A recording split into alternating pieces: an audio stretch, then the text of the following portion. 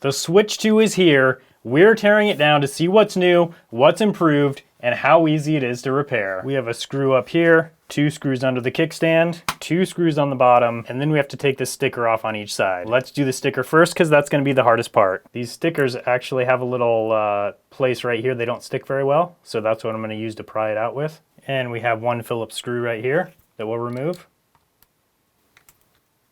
And 1 Phillips screw over here we'll remove. And same thing on the other side. With that off, we can see the magnets. We've got pretty strong magnets right here and right here. Now we'll remove the rest of the screws on the shell and remove the rear case. Of course, Nintendo does have to use 2 tri-wings just to try and mess us up, but we know better than that. I have to say that I do like the kickstand on the OLED a lot better. This one seems pretty thin and a little flimsy, but it does seem to be all made from metal. Then we can pry up from the bottom edge right here. There is a little tab right here and another tab right here. Once we release those tabs, then this will pry up a little bit easier. Just using a pry tool to get it up and over the USB-C port. Just like that. And the other side we have a clip right here and a clip right here. And now the back cover is ready to come off. We just kind of pry up and it folds out.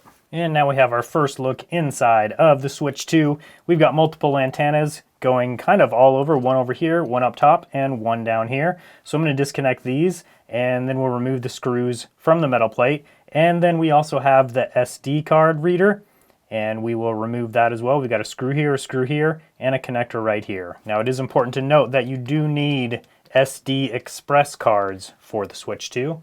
So if you try to use a regular SD card inside of this console, it will not work.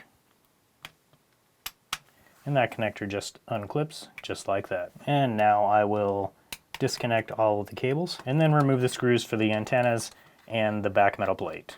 This antenna is kind of cool. It's got 2 connectors on this little board right here, and those connectors connect with these connectors right here. So that just sits on top of there, and those connectors push down, and that's what makes the connection. And this antenna, we have the exact same thing.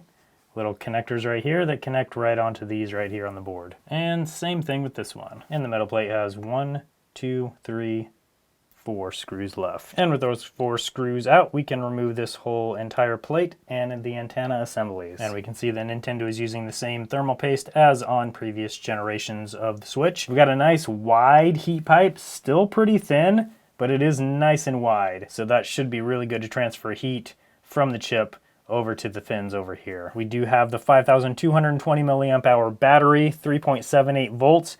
I'm a little worried this is not going to be enough battery life for this powerful of a Switch, but it is what it is. The Switch 2 has this nice large fan, larger than any of the other Switch fans, so that's good news. Hopefully that'll help keep this thing cool. Now let's remove these 3 screws and get the heat pipe and fin assembly removed. This is super easy to bend, so I'm going to be really careful not to lift up too hard.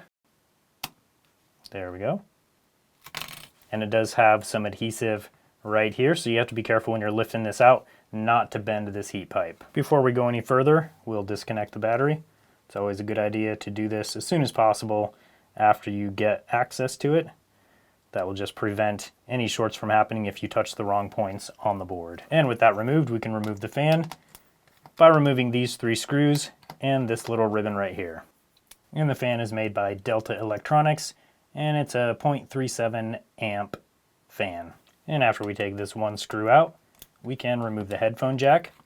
It's kind of cool that the headphone jack is modular, so that 1 little connector right there and the 1 screw, and then we can remove it. Unfortunately, the game cartridge slot is not modular on this Switch. I wish it was. That makes it super easy to replace. This will be a big pain if it ever needs to be replaced. And it looks like up top here we've got a microphone assembly, and that comes out easily just with the flip of that locking tab. So right here we have the connector for the Joy-Con on the side. I can easily see this part being a part that wears out quickly or breaks quickly. So to replace it, those 2 screws have to come out, and then you just have to disengage that locking tab, and then that will just pull right out. These are the 2 speaker assemblies. These are significantly larger than on the OLED Switch. So this is the speaker assembly on the OLED Switch, and this is the assembly on the Switch 2. Next, we need to remove the ribbon cable for the screen. So we just lift up on the locking tab.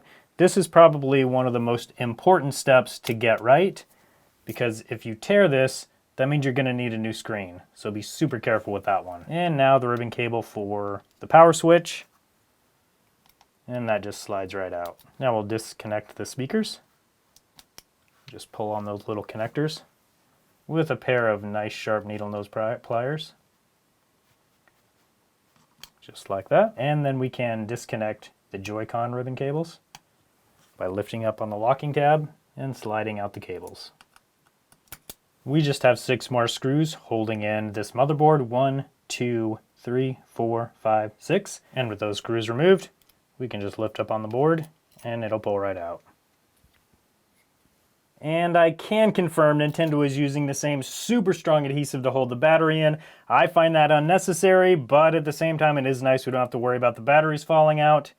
It just makes them super hard to replace. It is nice that the display on the Switch 2 is a larger display at 7.9 inches than the smaller display of the Switch OLED.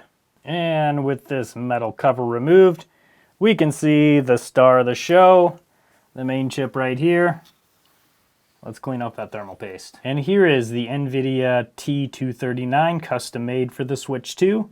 All cleaned up and looking good. Over here we've got the Wi-Fi and Bluetooth chip. Here we have the main power management for the main chip. And over here we have the audio chips. From a repairability perspective, one of the downsides of this new motherboard is that the USB-C charge ports, those are not interchangeable between this and the Switch OLED. Also, the charge circuitry and video output circuitry are different. I'm not totally sure which of the chips run which.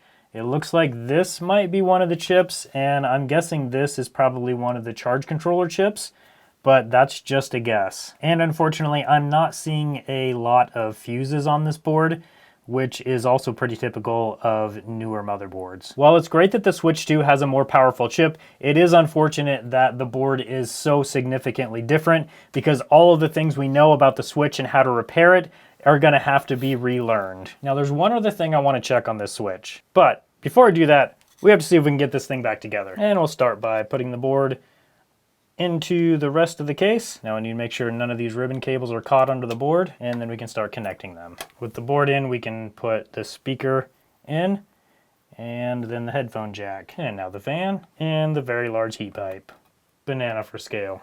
Then we can reconnect the battery, and then the metal plate.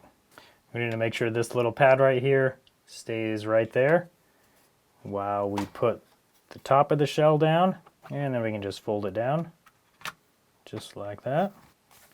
And then the bottom just snaps in place. Now with those 2 screws in, we can put the sticker back on. I can already tell this is a terrible design choice for Nintendo, because you have to take this sticker off every time you need to get inside this console. So obviously it's not going to last that long. It seems to re-stick okay, but I don't know. That's not going to be good long term, in my opinion. That is my least favorite thing about this whole teardown, are the stickers. But next, I want to see how these Joy-Cons connect and see how much wobble we have. They do connect nice and solidly. I will give them that. My worry, though, is just the amount of flex that's in this. That is quite a bit. That's all the way on there. So I'm not sure how that's going to do long term. I mean, I guess we'll find out. My other concern is, obviously, these connectors right here are going to get a lot of abuse, a lot of, the Joy-Cons connecting on and off and being misaligned. So I'm not sure how those are going to do long term. I definitely have my worries. Overall, though, I'd say the Switch 2 is probably about as repairable as the previous Switches. Since the motherboard is so different and Nintendo doesn't give us any information on how to fix these, the repair community is going to have to do a lot of work figuring out the common things that go bad and how to fix them. The other main question I have is, are these analog sticks actually improved, or are they just a revamped version of the previous Joy-Con analog sticks? I'll be taking a look at that in a future video, and I'll put it up on your screen now once that video is finished. Thanks so much for watching today, and I hope you have a good one.